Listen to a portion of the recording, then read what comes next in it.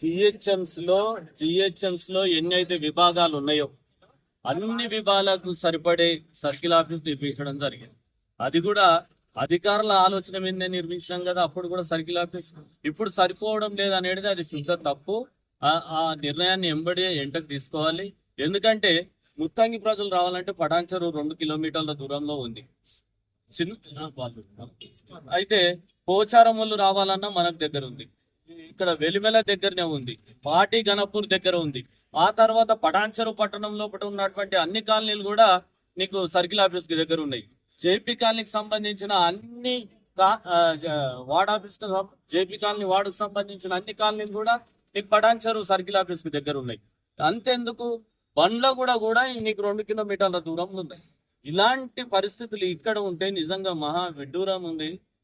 ఇలాంటి నిర్ణయాలు వెంటకు తీసుకోవాలి. కాంగ్రెస్ ప్రభుత్వం చెప్తున్నది ప్రజాపాలన అంటుంది, కానీ చేసే కార్యక్రమాలు ఏమో ప్రజలకు వ్యతిరేకంగా ఉన్నాయి. ఎప్పుడే గాని ప్రజలకు అందుబాటులో ఉండే విధంగా ఉన్నట్టయితే బాగుంటుందని ఖచ్చితంగా సర్కిల్ ఆఫీస్ ఇక్కడ రావాలి. ఇవాళ బీఆర్ఎస్ పార్టీ పట్టణ పార్టీ తరఫున ఇవాళ ఇక్కడ దీక్ష నిర్వహిస్తున్నాం. ఆ తర్వాత అఖిలపక్ష మీటింగ్ కూడా ఒకటి పెడతాం.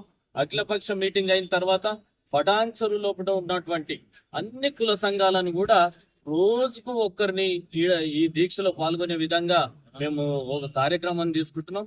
ఆ తర్వాత ఏదైతే ముత్తంగి ఉందో ఆ ముత్తంగి వాటికి సంబంధించిన వాళ్ళతోటి కూడా ఒక రోజు ఈడ దీక్ష తీసుకోవాలని మేము నిర్ణయించుకున్నామని మీ అందరికి తెలియజేస్తాం.